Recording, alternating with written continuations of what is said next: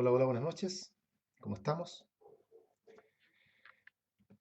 Junto con saludarlos y esperar que tengan una buena semana y un buen mes de diciembre que comienza el día de mañana. Vamos el día de hoy a ir terminando ya esta semana. Terminamos con lo que hemos calificado como la marcha blanca de esto para ir tratando algunos temas misceláneos. Y ya desde la próxima semana vamos a empezar a hacerlo de manera más ordenada, más formal. Vamos a hacer los días lunes civil y los días jueves procesal para ir alternando un poco los contenidos. Voy a estar, como siempre, receptivo a los comentarios que ustedes me puedan hacer para escuchar sus comentarios sobre los temas que les gustaría desarrollar o los temas que les gustaría tratar. Muchos me han contactado ya y tengo agendado por ahí el desarrollar algunos temas, como hoy día alguien me decía tratar algo relativo a los incidentes, vamos a ver algo sobre eso. También me han pedido que vea la teoría de la posición inscrita, también lo vamos a hacer. Pero como les digo, eso lo haremos una vez que este sistema, que estos programas comiencen ya de manera, digámoslo así, más formal. Como siempre, me pueden contactar a través del chat, que yo estoy mirando acá por cualquier duda, cualquier consulta que tengan sobre el tema que vamos a desarrollar el día de hoy.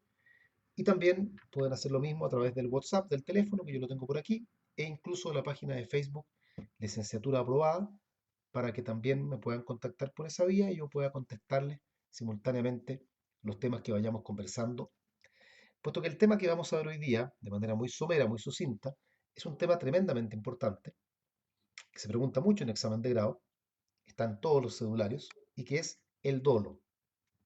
No vamos a hacer una clase detallada del dolo porque eso tomaría bastante tiempo. Lo hago en el curso, como parte del curso hago una clase que es de dolo y que ve el dolo desde un montón de puntos de vista. Le agradezco a Sebastián que me está diciendo que se escucha y se ve bien. No olviden que para mí es importante este feedback de saber si están escuchando, están viendo bien. Así que por eso les pido que cualquier comentario, cualquier cosa me la hagan llegar por la vía del chat, que es una alternativa para que yo sepa si todo va bien. Em, Vamos a hablar del dolo entonces. Y vamos a comenzar indicando que el dolo está definido en el Código Civil y que esa definición se encuentra en el título preliminar. Particularmente en este caso está en el artículo 44 del Código Civil en la parte final. El artículo 44 es un artículo importante porque trata todo lo que tiene que ver con la imputabilidad. Así es por eso que en el artículo 44 está tratada la culpa y está tratado también el dolo. Y a la inversa, todo lo que tiene que ver con la inimputabilidad, o no todo, pero gran parte del tema de la inimputabilidad, aparece justamente en el artículo siguiente, el artículo 45, que trata a la fuerza mayor y al caso fortuito. Culpa es un tema importante, algún día puede que hagamos alguna referencia sobre ello. Fuerza mayor o caso fortuito también, y es posible que también destinemos un poco de tiempo para hablar del tema, pero vamos a conversar hoy día del dolo. Le agradezco a Francisco que me está conectando por ahí para decirme también que se ve y se escucha bien. Em, a ver, vamos a partir el dolo con la definición. La definición se encuentra en el artículo 44 del Código Civil, como dijimos en la parte final, donde se define el dolo como la intención positiva de inferir injuria a la persona o a la propiedad de otro. La intención positiva de inferir injuria a la persona o a la propiedad de otro. Esa es la definición legal de dolo. No está exenta de críticas. La más común es, se dice que allí Andrés Bello habría definido solamente al dolo que se denomina dolo directo y habría dejado fuera a una importante figura del dolo que es el dolo eventual. Pero más allá de aquello, no vamos a hacer hoy día un comentario sobre la definición, sobre si es buena o es mala, sino que nos vamos a quedar con la definición tal como la del código. Y ahí parte entonces con ello, con la definición, parte lo que podemos calificar en primer término como dos teorías. Una es la teoría tripartita del dolo. Esta teoría que toma tres materias en las que el dolo está tratado para desarrollarlas como una materia única, por decirlo así. Esta teoría tripartita comprende al estudio del dolo, primero, dolo como vicio del consentimiento o vicio de la voluntad. Segundo, el dolo como agravante en el incumplimiento de una obligación. Y tercero, el dolo como elemento constitutivo del delito. Estas tres materias no son las únicas materias en las que el dolo se encuentra presente. por lo menos no en el derecho civil. Uno puede encontrar el dolo también manifestado de otras maneras. Por ejemplo, está también el dolo como indignidad para suceder, entre otros temas que vamos a comentar por ahí. Pero ¿por qué la teoría tripartita toma estos tres temas vinculados con el dolo? ¿Qué tienen estos tres temas en común? ¿Qué tienen en común los vicios de la voluntad con el incumplimiento de una obligación, con el elemento del delito civil? Hay entre los tres un hilo conductor, y que es la razón por la cual esto recoge lo que nosotros estudiamos como la teoría tripartita del dolo. Y ese hilo conductor es que cada una de estas tres materias se vincula con un tipo distinto de responsabilidad. Así, por ejemplo, el dolo como vicio de la voluntad se encuentra en el ámbito de la responsabilidad que podemos calificar más cercana al ámbito precontractual, porque está justamente en la etapa de la formación del consentimiento, antes que haya acto jurídico, antes que haya contrato. Cuando estamos en las negociaciones preliminares, una parte engaña a la otra para provocar la celebración del contrato. El dolo como agravante en el incumplimiento de una obligación está relacionado con el dolo contractual. Es decir, acá ya hay un contrato, el contrato está celebrado, ha generado obligaciones y una de las partes no ha cumplido con sus obligaciones o con alguna de ellas. Y ese incumplimiento ha sido mediando dolo. Y ahí aparece entonces el dolo como agravante en el incumplimiento del deudor. O sea, un dolo estrictamente contractual. Y obviamente, y esto es mucho más fácil de percibir, la tercera manifestación del dolo, que es el dolo como elemento del delito civil, está relacionado con un dolo extracontractual, con el ámbito de la responsabilidad extracontractual, la que deriva de los delitos y los cuasi delitos. Esta es la primera teoría que uno debe tratar en materia de dolo, la denominada teoría tripartita del dolo, la que reconoce que el dolo se puede manifestar en tres áreas distintas. Pero hay otra teoría complementaria con esta, que es la denominada teoría unitaria del dolo. Esta teoría unitaria del dolo es la teoría que trata que el dolo, independiente de que se puede manifestar de muchas formas, nosotros hemos visto tres, ahora hemos comentado una cuarta, que es el dolo como indignidad para suceder. Más allá de que el dolo se puede manifestar de muchas formas, el dolo es siempre lo mismo. Es decir, no hay varios tipos de dolos, sino que hay uno solo, y que corresponde a lo que está definiendo el artículo 44 del Código Civil, es decir, el dolo como la intención positiva de inferir injuria a la persona o a la propiedad de otro. Esa sería la definición formal de dolo y que sería el dolo que existe, el dolo que tiene que ver con la teoría unitaria del dolo. Entonces, dos teorías. La tripartita, que toma el dolo en cada una de las manifestaciones que tienen que ver con la responsabilidad, y por otro lado la teoría unitaria, que es la que tiene que ver con que el dolo es uno solo, aun cuando se manifiesta de diversas formas. ¿Qué otras manifestaciones de dolo tenemos además de la teoría tripartita? Además de esas tres grandes áreas del dolo. ¿Qué otras tenemos? Podemos encontrar también el dolo en la posesión, particularmente con un tipo de posesión en especial que se llama la posesión clandestina. Podemos encontrar también el dolo en las indignidades para suceder, artículo 968 en este caso, donde está el dolo en el numeral 4 y en el numeral 5, generando indignidades para suceder. Tenemos también el dolo del incapaz, que es otra figura especial de dolo, el dolo pauliano, que está presente en la acción pauliana, conocido también en ese caso como fraude pauliano. O sea, hay otras diversas manifestaciones de dolo, además de aquellas que uno tradicionalmente contempla dentro de la teoría tripartita del dolo. Vamos a hacer ahora una referencia somera respecto de cada una de estas clases de dolo, para que tengamos por lo menos, una referencia sencilla. Y que son las siguientes. Vamos a partir con el dolo como vicio de la voluntad, que tiene una definición particular, que muchos deben recordar porque llama mucho la atención cuando uno la estudia en la universidad, que dice que el dolo es la maquinación fraudulenta que se ejerce por parte de mejor dicho, maquinación fraudulenta, en que una de las partes engaña a la otra para provocar que su voluntad se manifieste en un sentido determinado.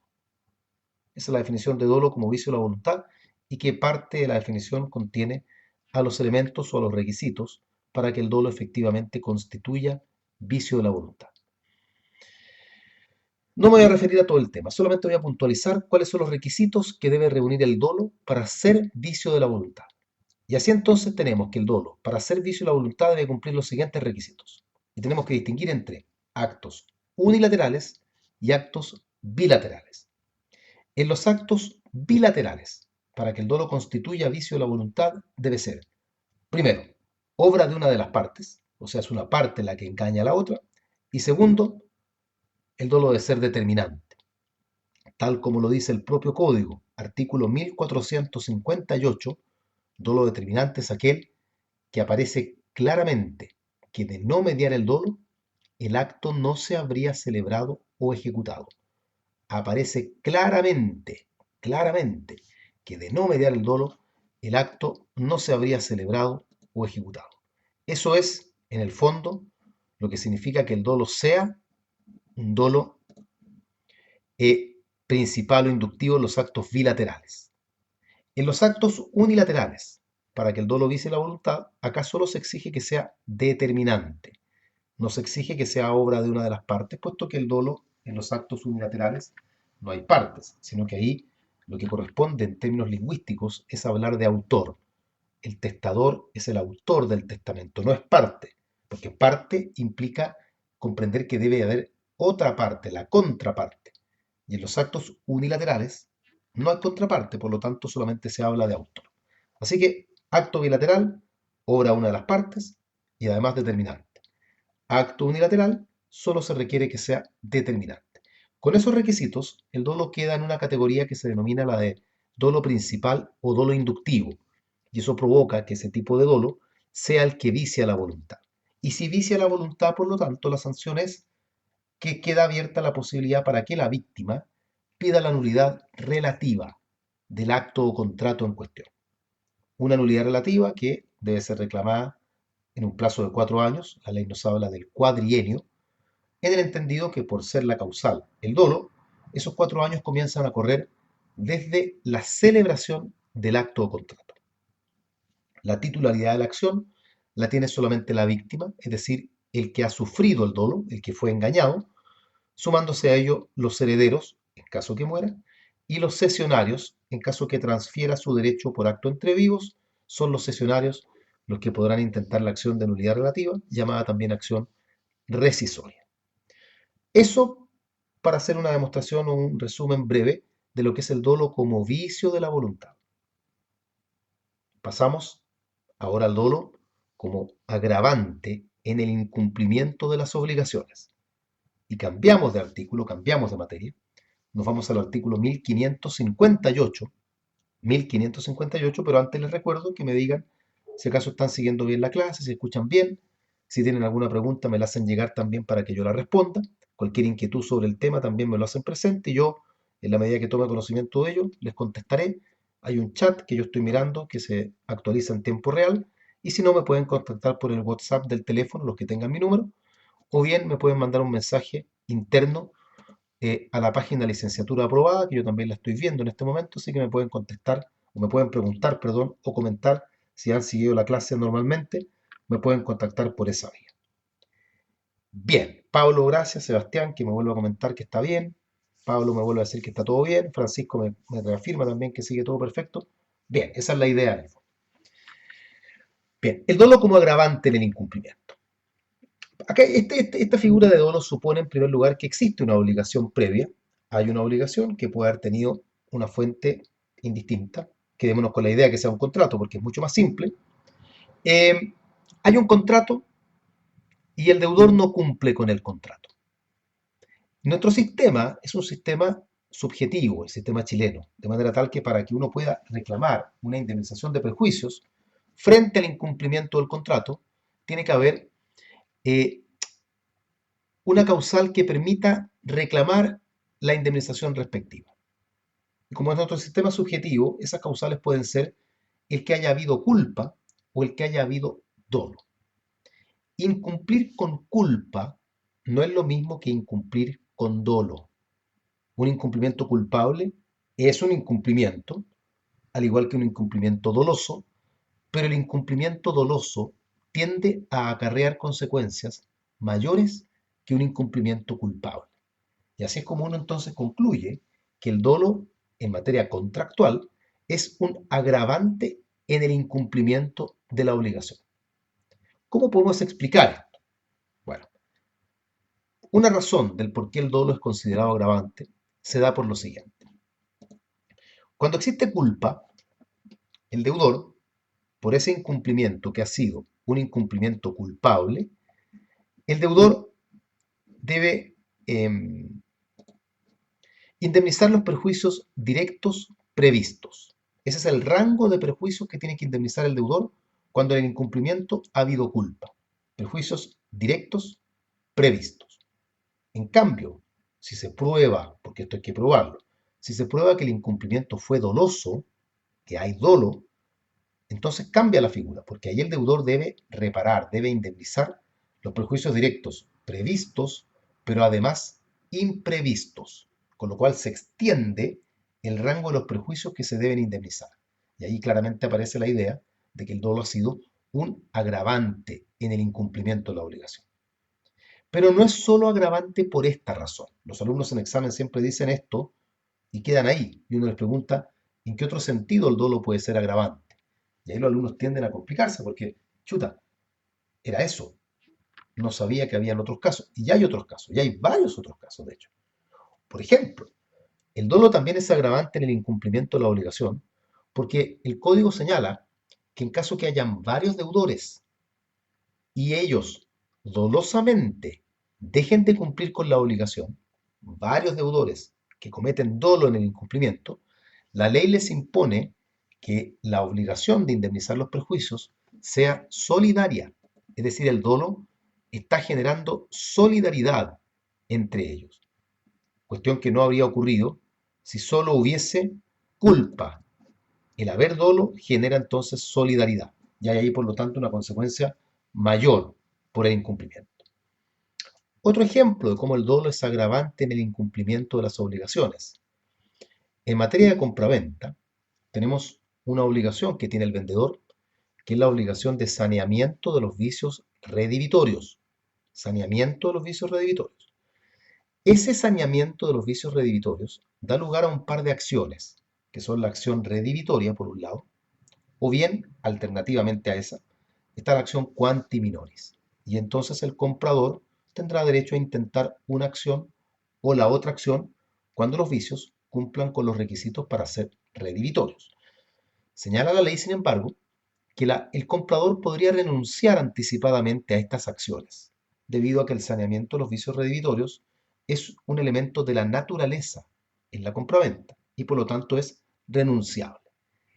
Si las partes renuncian, el comprador más bien renuncia, si los vicios son redivitorios, el comprador no puede reclamar nada porque habría renunciado a un derecho que es renunciable.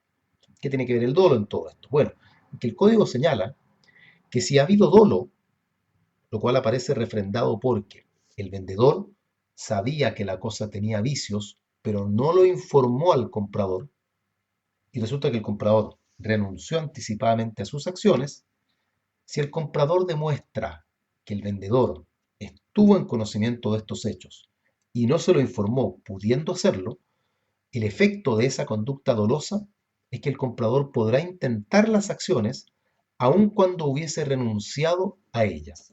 O sea, el dolo provoca un efecto muy curioso y es, como quien dice, las acciones renacen a pesar de estar renunciadas previamente. Y eso tiene que ver justamente por la presencia del dolo. Bien, ahí tenemos entonces dos manifestaciones del dolo ya. El dolo primero como vicio del consentimiento o vicio de la voluntad y en segundo lugar el dolo como agravante en el incumplimiento de las obligaciones. Vamos ahora al dolo en el ámbito extracontractual.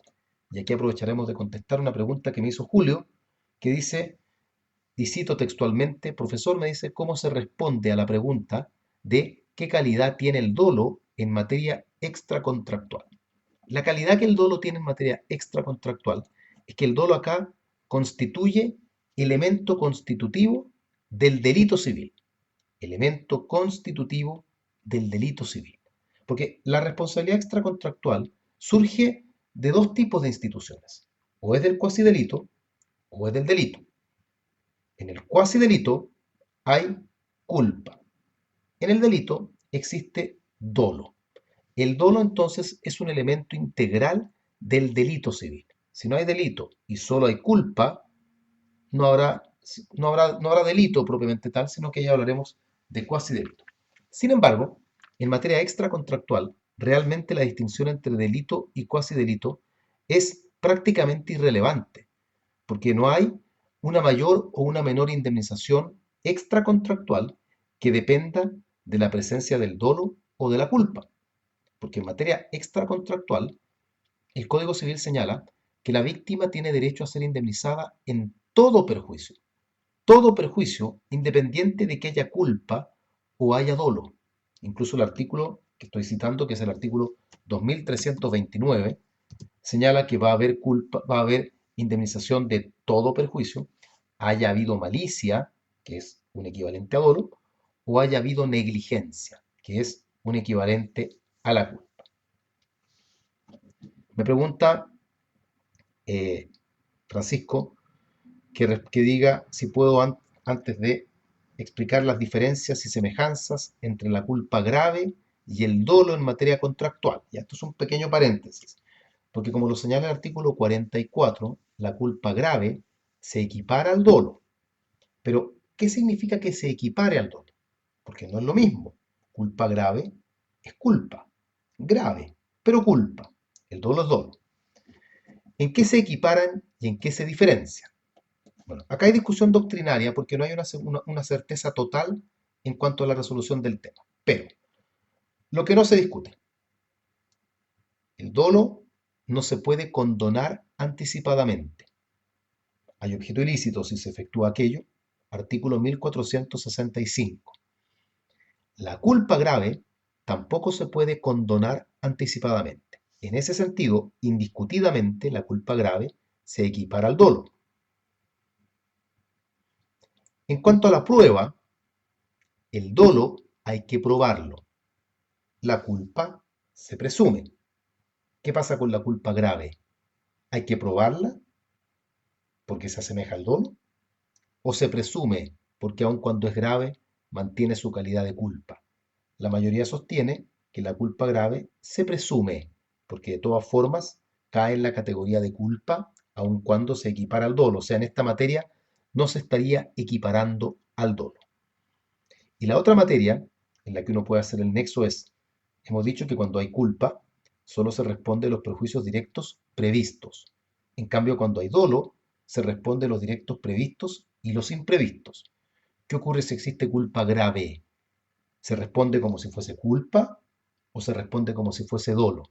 Y aquí también hay discusión, pero aquí la mayoría de la doctrina sostiene que en la culpa grave se debe indemnizar tal como se indemniza en el dolo, es decir, con culpa grave se responde a los perjuicios directos tanto previstos como imprevistos. ¿Hay algunas diferencias y similitudes, Francisco, entonces entre lo que es la culpa grave y el dolo? Entonces, retomando la idea, que la habíamos prácticamente cerrado, pero para que no quede en el aire, en materia extracontractual, la diferencia entre culpa y dolo prácticamente no tiene relevancia, porque no cambia el monto de la indemnización, sino que ahí la indemnización depende básicamente del daño, y el daño no va a ser ni mayor ni menor porque haya habido dolo o haya habido culpa. E insisto, el artículo 2329 es claro en esa materia. Se deben reparar todos los perjuicios y son todos los perjuicios, haya habido culpa o bien haya habido dolo.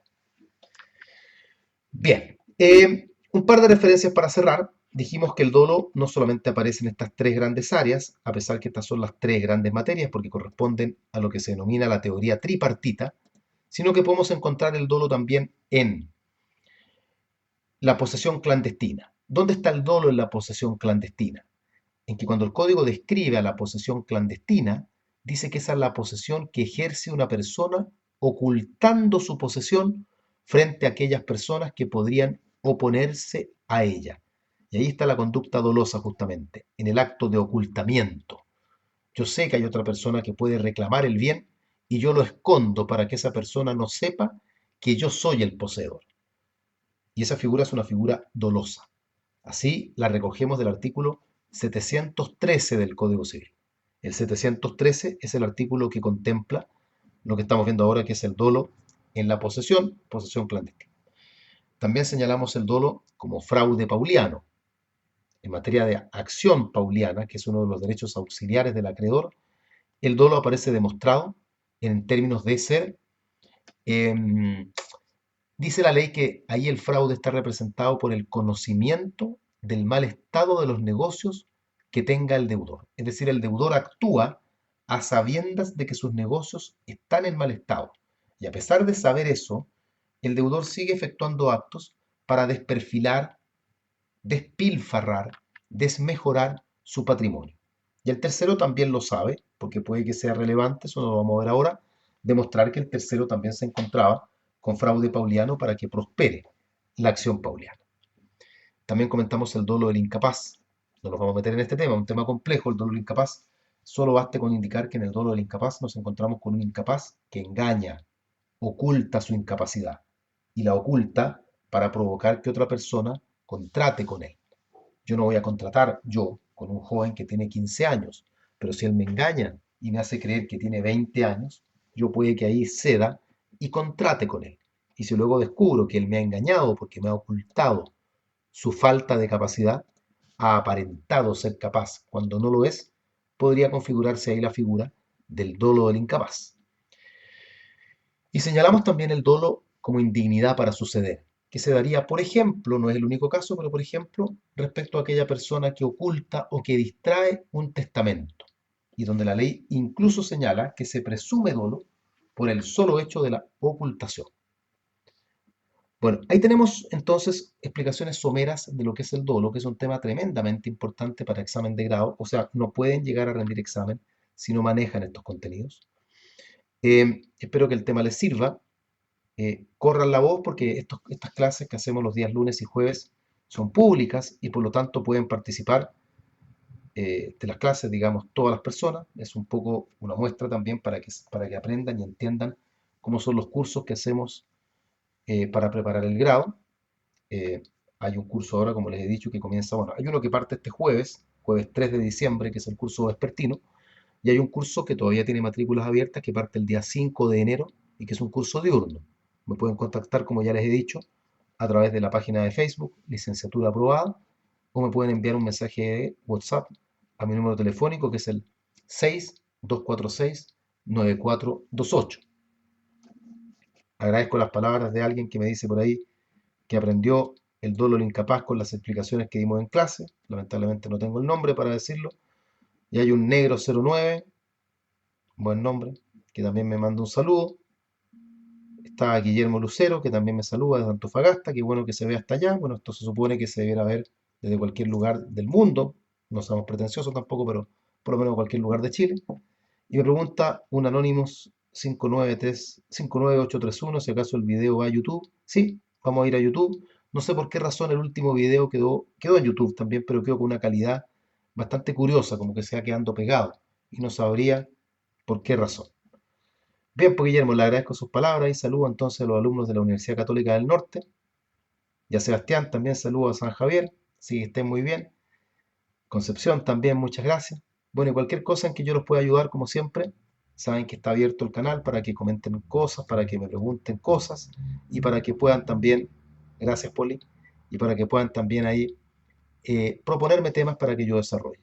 Yo hago esto con todo el gusto del mundo, créanme que hacer la docencia, ejercer la docencia es lo que más me gusta desde el punto de vista profesional y académico, así que para mí también es un momento, digamos, para esto. Anonymous 1711, que Francisco me dice, no, no es Francisco, me dice que le apareció un comercial. Sí, de repente aparecen comerciales, no lo manejo yo, no depende de mí.